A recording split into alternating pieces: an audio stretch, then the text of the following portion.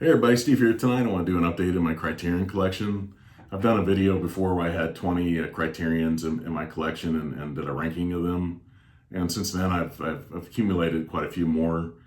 And normally I like to do horror movie reviews and do collabs and do new release movies, but every now and then I just like to do Criterion updates because it's kind of nerdy and it's a lot of fun to do.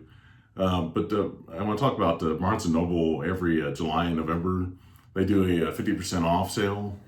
If you know, the movies at Barnes& and Noble are usually like $40. So if you can get them for, half off, it's $20. And that's a really great deal. But also along with that, year round, if you check like Amazon.com or Walmart.com, you'll find out that they have good prices there as well. Usually like $25. And a lot of times Amazon will try to match the Barnes & Noble sale, and they'll mark their stuff down to $19.99. So you can find good deals out there. But one place I wouldn't necessarily recommend buying from is through the actual Criterion.com website, because a lot of times their prices are a little bit higher than normal. They're still lower than the regular price of Barnes & Noble, but a lot of times you can find stuff elsewhere for a better price. But I did do one thing last year that I normally don't do, but in like August or September of last year, I bought the Bruce Lee collection because it had been out of print on Blu-ray for a little while, and as soon as I saw this on through the Criterion.com, I thought I better buy that, and I'm glad I did, because by the time the sale happened in November at Barnes & Noble, they had pretty much sold out of these online and a lot of their stores. So if I had waited, I wouldn't have been able to buy it. And I don't know when they came back into stock. It may have been shortly after, or may have been sometime in November. But I'm still glad I bought it, through the Criterion website. But one really good thing about Criterion.com is it's a good reference point to find out if a movie's still in print, through them. If you can still buy it new, or if it's on DVD or Blu-ray, or they recently started selling 4Ks, so it's a good reference point if you want to see like a spine number on it. This is spine number 1036, and that's it. People that collect Criterion, they love to know what the spine number is on it, because they have like over like 1,100 titles through Criterion now. So it's kind of nice to have the spine number. They put a different number on each one. And also, last time I talked about how I used to have Life of Brian on DVD through Criterion, and then I got rid of it when I bought the Blu-ray version of it, because I just wanted a better picture quality. But it always kind of bothered me that I got rid of this, and this is out of print, and it's not too uncommon to find. I saw it like at a half price books just a couple weeks ago, and it was like $10.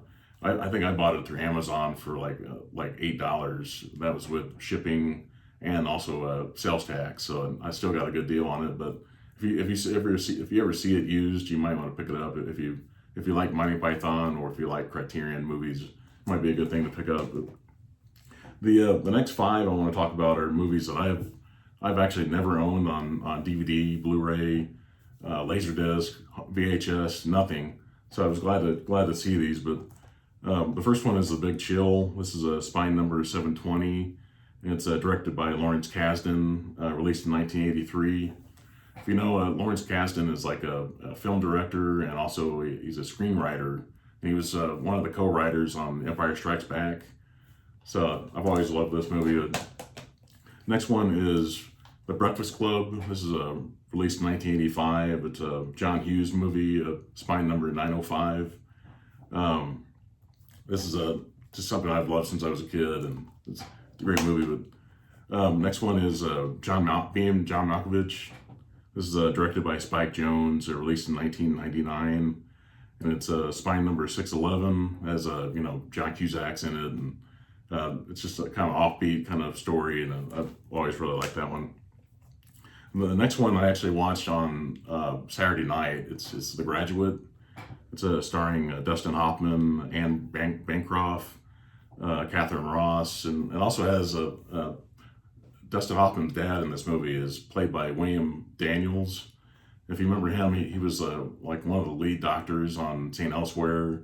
He was also the voice of Kit on the Knight Rider TV show. And I was shocked to find out on Saturday that he's actually still alive. He's 94. I really couldn't believe it that he would still be living. But that was quite impressive to find out. The next movie, and also this movie, Mike Nichols won best director for this. So, and it has the music from Simon and Garfunkel. So I've always loved that. I've seen it before, but it's been years. But the next movie I want to talk about is Midnight Cowboy. I actually bought this through BarnesandNoble.com last night and went to the store and picked it up tonight. And I still haven't watched it. I've seen a lot of excerpts from the movie. It's directed by John Schlesinger, and it's spine number 925, and it's released in 1969. And this movie has the distinction of being the only X-rated movie to win a Best Picture Oscar. And it's starring Dustin Hoffman and Jon Voight.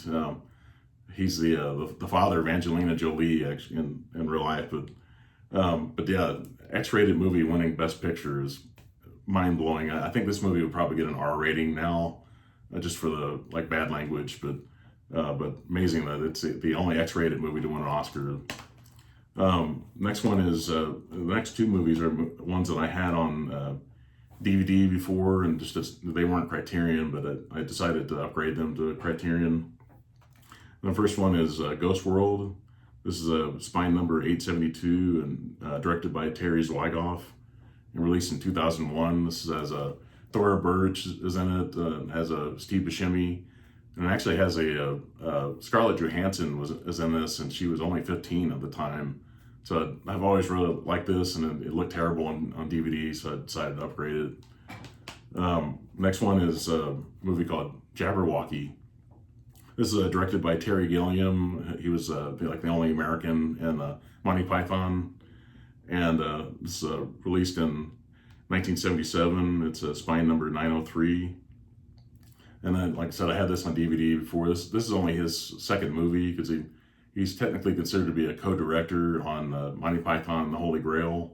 So this is his first solo effort as a director, and you can kind of tell it's not done that well. I think his next movie was Time Bandits, which is directed much better than this, but it does have Michael Palin from Monty Python in it. The next one is also another Terry Gilliam movie. This is Brazil, spine number 51. Released in 1985. It's always a kind of bizarre movie. Robert De Niro is in a few scenes in the movie, and bizarre kind of 1984 kind of a bureaucratic kind of movie, just talking about how government can take over our lives basically and ruin our lives, at least in England anyway. But I had this on DVD before, and the DVD was like this thick. It had 3 discs in it, and so I was glad to get better picture quality and get something that would take up a lot less room on the shelf. So it looks much better than the DVD.